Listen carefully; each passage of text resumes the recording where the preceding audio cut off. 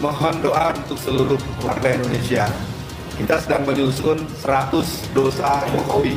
100 dosa Jokowi berupa buku saku, buku kecil yang orang jadi tahu, karena di kampung-kampung masih banyak yang siap berjihad fisabilillah Jokowi. Adalah Jokowi, Luhut Binsar Panjaitan, dan Sri Mulyani. Bahwa Jokowi pantas mendapat hukuman mati. Jokowi tentu juga sakit jiwa karena baginya Luhut adalah seorang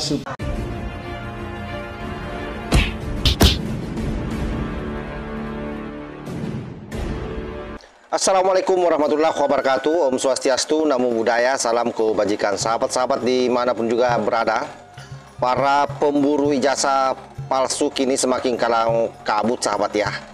Setelah fitnah mereka gagal di hadapan publik, di mana kita tahu bahwa mimbar rakyat yang dia dirikan di Boyolali itu dibubarkan oleh warga. Kini serangan baru muncul dari dua sosok yang saya kira ini tidak asing buat kita. Yang pertama yaitu datang dari Alfian Tanjung, seorang mantan ex HTI ya, yang pernah dipenjara juga di masa Pak Jokowi. Ini mengangkat satu tema yang sangat bombastis di dalam acara yang diadakan di kaki lima itu, bahwa ada 100 daftar dosa Pak Jokowi selama dia menjabat. Jelas bahwa narasi ini sengaja sebagai bentuk provokasi kepada rakyat agar rakyat marah dan betul-betul menuntut Pak Jokowi diadili. Selain itu, ada pernyataan yang juga keluar dari mulut Songkuni. Ini yang paling berbahaya karena kemudian membangun narasi yang betul-betul membuat kita terperangah, sahabat. Dia mengatakan bahwa Jokowi sangat layak dihukum seumur hidup. Bayangkan pernyataan yang keluar dari Congor Songkuni Amin Rais. Saking frustasinya, bayangkan berkali-kali kalah dalam kontestasi politik melawan Pak Jokowi. Dan Alfian Tanjung ini tentu sebagaimana yang saya sampaikan di awal tadi, dia adalah orang yang pernah merasakan bagaimana hidup di penjara dan ormasnya dibubarkan. Jadi wajar kalau sakit hatinya betul-betul dia lampiaskan dengan menggunakan isu ijazah palsu terhadap Pak Jokowi. Inilah yang saya maksudkan, bahwa dendam politik lama yang tidak berkesudahan yang membara di dada mereka, dan kali ini dia lampiaskan. Bismillahirrahmanirrahim. Assalamualaikum warahmatullahi wabarakatuh. Waalaikumsalam. Muncul lagi kawan ini. Sesungguhnya pada hari ini acara kita dalam ruangan ini konferensi pers. Masyarakat mesti tahu acara apa, mana, kenapa, bagaimana. Saya mencoba membatasi, mudah-mudahan tidak lebih dari 5 menit. Mohon doa untuk seluruh warga Indonesia. Kita sedang menyusun 100 dosa Jokowi. 100 dosa Jokowi berupa buku saku, buku kecil yang orang jadi tahu, karena di kampung-kampung masih banyak yang siap berjihad fisabilillah Jokowi. Wow. Ya, saya kemarin ada di sawahan itu. Luar biasa juga manusia. Tidak dibubarkan. Saya ada dekat panggung, saya ada di langgar NU, saya ada di situ. Tidak ada pembubaran, yang ada pemblokiran sebelum rombongan datang. Kau ditolak berarti. Saya klarifikasi, yang pertama acara kemarin tanggal 20. Ini orang bahaya nih teman-teman. Saya datang sebelum jam 10. Bahaya saya orang ini. melintas tempat itu. Saya 3 manusia Indonesia yang berada di papan paling atas dalam merusak atau menghancurkan Indonesia. Apa tuh? Maka 3 manusia itu secara berurutan adalah Jokowi, Luhut Binsar Panjaitan, dan Sri Mulyani. Bahwa Jokowi pantas mendapat hukuman mati. Jokowi tentu juga sakit jiwa karena baginya Luhut adalah seorang Superman, manusia paling mumpuni di seluruh alam semesta. Bukan sakit jiwa, lantas sakit apa? Orang Jawa bilang kalau tidak edan ya minimal gendeng. Di brainwash bahwa kita bangsa yang kalah. Jadi saudara-saudara, ini data, ini angka. Dan ekonomi kita lumayan. Jadi saya ini sedih. Kalau kita ini punya tradisi selalu menjelek-jelekan pemimpin. caci maki, cari kesalahan. Saya bukan apa-apa. Bagaimanapun prestasi pemerintahan yang dipimpin oleh Pak Jokowi ini mengagumkan banyak negara. Di mana ada presiden, ada pemerintah bisa menjaga inflasi 2,5%. Di mana coba dibuka sejarah 30-40 tahun ke belakang sampai sekarang. Sedikit negara 2,5% inflasi. Dan ini prestasi yang bukan jatuh dari langit. Kita pulih dari COVID. Saya ketemu pemimpin-pemimpin dunia mengakui, bahkan kaget bagaimana bisa Indonesia termasuk paling cepat, paling baik pulih dari pandemi COVID-19. Teman-teman ya. Kenapa? Karena leadershipnya Pak Joko Widodo. Saya saksi begitu COVID-19 hampir semua menyarankan ke Pak Jokowi lockdown total. Dan banyak negara melaksanakan lockdown total. Beliau mungkin punya insting, beliau tolak. Beliau tidak mau lockdown. Kalau lockdown, bagaimana rakyat kita?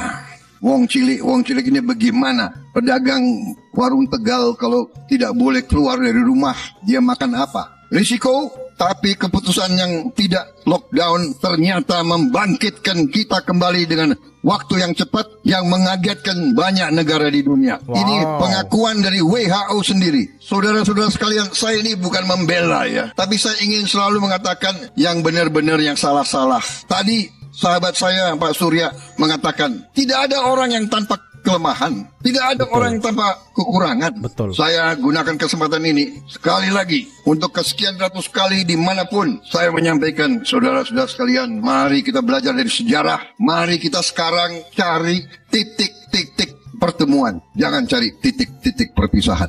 Kalau kita perhatikan ya, bahwa pola yang disampaikan atau pola yang dimainkan oleh mereka, setiap kali isu lama kehilangan daya, ya pasti mereka akan menghidupkan satu isu baru, sahabat. Ketika fitnah ijazah palsu ini tak terbukti, bahkan dibantah langsung oleh kampus, bahkan lembaga negara, dan saksi akademik, mereka beralih menyerang dengan narasi moral dan agama. Alfian Tanjung, sosok yang dikenal sebagai mantan aktivis HTI, yang dibubarkan ormasnya dulu ya di masa Pak Jokowi, ini mencoba memainkan isu ideologis seolah-olah bahwa Jokowi telah melakukan 100 dosa besar. Tapi ketika diminta buktinya nanti itu pasti dia tidak bisa membuktikannya. Karena apa? Tak satu pun data konkret yang mereka bisa tunjukkan, sahabat. Jadi memang hanya bernarasi lalu kemudian ditanggapi riuh oleh masyarakat. Jadi sengaja membuat gonjang-ganjing, sengaja membuat bola ini kemudian menjadi liar. Oleh karena itu pola seperti ini memperlihatkan bahwa isu ijazah ini hanyalah pintu masuk untuk menyerang pribadi Pak Jokowi dengan topeng moralitas. Sebab mereka ini selalu berkedok agama, seolah-olah bahwa dia adalah pemilik kebenaran satu-satunya. Nah, rakyat Indonesia kalau melihat ustaz-ustaz seperti ini kan dia merasa bahwa pasti yang disampaikan oleh ustaz ini benar. Padahal ini adalah ustaz kucluk ini. Ini adalah residivis yang punya banyak masalah terhadap republik kita. Nah, sama halnya dengan Pak Amin Rais yang kemudian muncul dengan retorika lama. Jokowi layak dipenjara seumur hidup. Ini kan pernyataan yang mengingatkan publik pada masa-masa di mana politik identitas dan kebencian digunakan untuk menekan pemerintahan Pak Jokowi. Tapi apa hasilnya? 2 periode Pak Jokowi berjalan dengan stabilitas politik yang saya kira relatif kuat. Bahkan setelah dia tidak menjabat, pengaruhnya masih terasa di pemerintahan Prabowo Gibran. Itulah yang membuat mereka semakin sakit hati. Dan inilah saya kira yang menjadi sumber kekecewaan Amin Rakus ini dan beberapa orang yang memang memiliki dendam yang sangat kuat, sangat besar terhadap Pak Jokowi. Dia tidak bisa menerima kenyataan bahwa Jokowi telah menjadi figur politik yang sangat kuat melampaui sekedar presiden. Karena bagi rakyat Indonesia, sesungguhnya Pak Jokowi ini adalah merupakan simbol perubahan struktural kekuasaan yang dulu mereka lah sebagai penguasanya. Karena itu, serangan-serangan semacam ini saya kira bukan sekedar kritik ya. Sekali lagi bahwa ini bukan kritik, melainkan pelampiasan dendam politik yang tidak pernah selesai. Namun di sini juga saya tegaskan sahabat ya, serangan seperti ini justru saya kira akan berbalik arah. Sebab masyarakat sudah jauh lebih cerdas, terutama setelah bertahun-tahun dijejali dengan fitnah yang sama tanpa bukti yang nyata. Bayangkan saat isu ijazah palsu diuji secara ilmiah dan hukum, semua bukti justru memperkuat posisi Pak Jokowi.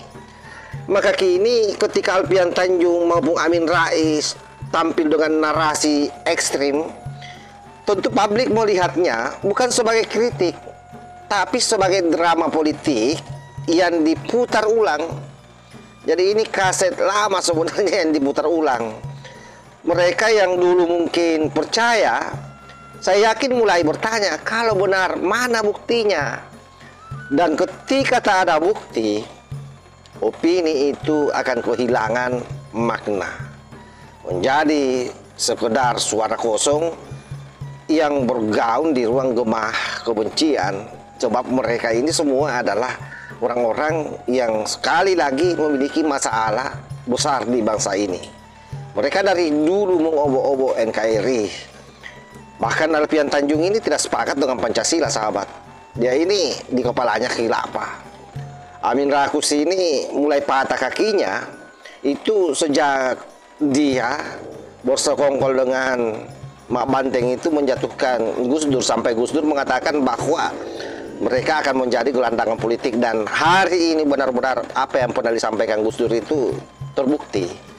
Amin Rais hari ini benar-benar kelimpungan, tidak tahu apa yang dia mau lakukan untuk menjatuhkan Pak Jokowi. Anjan sana, anjan sini, dan sekali lagi pada akhirnya semata bahwa dia gelandangan politik itu terjadi. Jadi pada prinsipnya sahabat, mereka ini sadar bahwa dalam konteks politik yang namanya kebohongan ketika diulang terus-menerus, maka itu bisa mempengaruhi persepsi publik. Tapi kali ini strategi itu gagal. Gagal total. Karena rakyat sudah belajar dari banyak kasus sebelumnya. Mulai dari tuduhan kriminalisasi ulama, isu komunisme, hingga kebohongan soal kereta cepat yang katanya proyek gagal.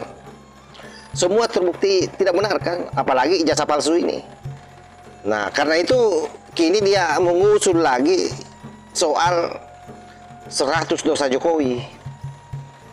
Dan bagi kita, ini hanyalah kelanjutan dari skenario yang sama.